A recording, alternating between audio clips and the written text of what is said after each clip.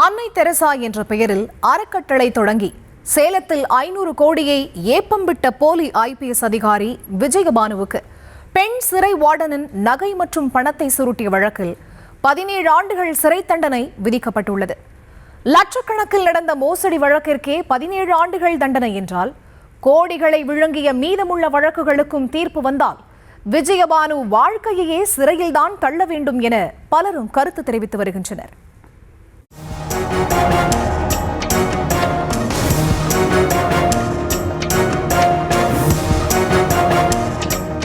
எந்த கோணத்தில் பார்த்தாலும் இது விஜயபானுவா அல்லது விஜயபானனா என ஒரு கணம் குழம்ப வைக்கும் அளவுக்கு அச்சு அசல் ஆண் போன்றே நடை உடை பாவனை என தோற்றம் கொண்ட இவரை பார்த்தவுடன் பலருக்கும் தோன்றும் முதல் வார்த்தை, ஐயோ இவரா பொய் மூட்டையின் மறு உருவமாயிற்றே என்பதுதான்.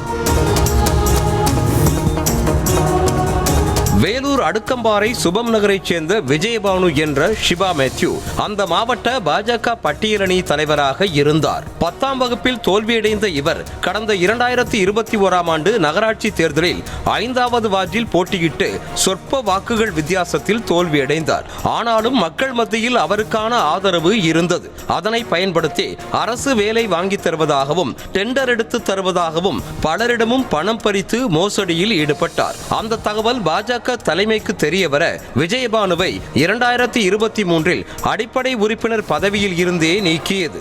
ஆடிய காலும் பாடிய வாயும் சும்மா இருக்காது என்பது போல் வேலூரில் இருந்து சேலத்திற்கு வெயிட்டான பிளானோடு வந்த விஜயபானு தான் திமுக ஆதரவாளர் என அறிமுகப்படுத்திக் கொண்டதோடு கடந்த நாடாளுமன்ற தேர்தலில் 40க்கு 40 இடங்களை திமுக கூட்டணியினர் வென்றதால் அவர்களுக்கு ஆதரவாக மாநகரே வியக்கும் அளவுக்கு போஸ்டர் ஒட்டுவது, மாநகராட்சி மேயர் ராமச்சந்திரனை வைத்து நலத்திட்ட உதவிகளை வழங்குவது என பம்பரமாய் சுழன்றார். யாரா இந்த லேடி என சேலம் கரை வேட்டிகளே மெச்சிக்கொண்டனர்.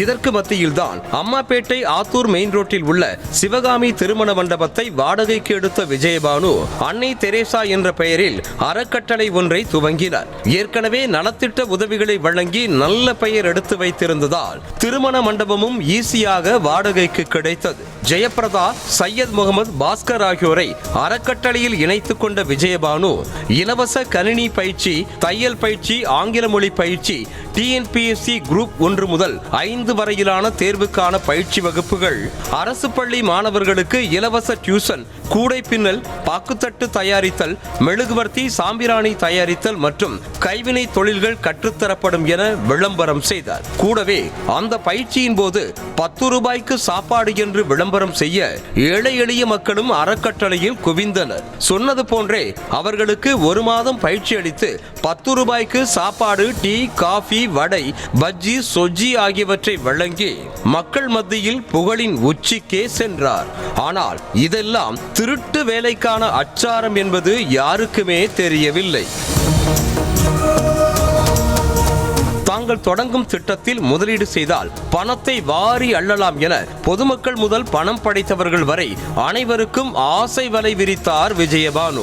Grocery scheme, pension scheme, housing plot scheme, gold jewel scheme என அவர் விரித்த ஸ்கீம் வலையில் விழுந்த பலரும் பணத்தை கொட்டி உள்ளனர். பல நாள் திருடன் ஒரு நாள் அகப்படுவான் என்பதை போல சிறுக சிறுக செய்த விஜயபானுவின் மோசடி கடைசியில் 500 கோடியை தொட்ட பிறகுதான் முதலீட்டாளர்களின் புத்திக்கே உரைத்திருக்கிறது.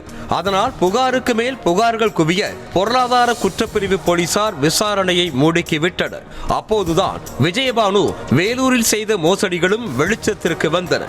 இதனையடுத்து விஜயபானு, ஜெயபிரதா ஆகிய இருவரது பெயரிலும் இருந்த 2 கோடியை முடக்கிய அதிகாரிகள் அறக்கட்டளைக்குள் புகுந்து ரூபாய் 12 கோடியே 65 லட்சம், 2.5 கிலோ தங்கம், 13 கிலோ வெள்ளி ஆகியவற்றை பறிமுதல் செய்ததோடு விஜயபானு, ஜெயபிரதா, சையத் முகமது, பாஸ்கர் ஆகிய 4 பேரையும் கைது செய்து கோவை சிறையில் அடைத்தனர்.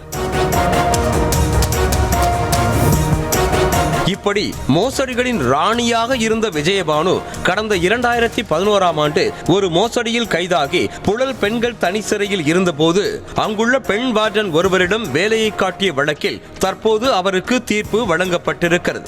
தான் டெல்லியில் மத்திய தொழில் பாதுகாப்பு படையில் IPS அதிகாரியாக இருப்பதாகவும் சிறையில் நடக்கும் ஊழலை ரகசியமாக அறிந்து கொள்ளவே கம்பி எண்ணுவதைப் போல ஆக்டிங் செய்வதாகவும் பலே ஆக்டிங் செய்திருக்கிறார் விஜயபானு. அவரது ஆண் போன்ற முடிவெட்டையும் கம்பீரமான பேச்சையும் பார்த்து உண்மையிலேயே IPS ஆக இருக்கலாம் என வார்டன் நம்பிய நிலையில் சில நாட்களில் சிறையில் வெளியில் வந்த விஜயபானு வார்டனின் வீட்டுக்கே போய் தங்கி இருக்கிறார். அதன் பிறகு வார்டனோடு விஜயபானு ஓரினச் சேர்க்கையில் ஈடுபட வார்டன் வீட்டில் பிரளயமே வெடித்திருக்கிறது. அதனால் டிவோர்ஸுக்கும் விண்ணப்பித்திருக்கிறார் விதேச்சனா. இதற்கிடையே வேலூர் CMCயில் மேம்பாலம் கட்ட டெண்டர் எடுத்திருப்பதாகவும் அதற்கு பணம் பற்றாக்குறையாக உள்ளது எனவும் கூறி பெண் வார்டனிடம் 22 சவரன் நகைகளை வாங்கிய விஜயபானு ரொக்கமாகவும் 5 லட்சம் ரூபாய் வாங்கியிருக்கிறார். ஆனால் யானை பசிக்கு சோளப்பொரியா என்பதைப் போல கோடிகளில் கேடி வேலை பார்த்த விஜயபானுவுக்கு சில லட்சமெல்லாம் மோசடி என்ற கணக்கிலேயே வராது. அதனால் சிறை வார்டனிடம் வாங்கிய பணத்தை கண்ணில் காட்டவே இல்லை. இதனை அறிந்த வார்டனின் தம்பி விமல்ராஜ் சென்னை போலீஸ் கமிஷனர் அலுவலகத்தில் புகார் அளித்திருக்கிறார்.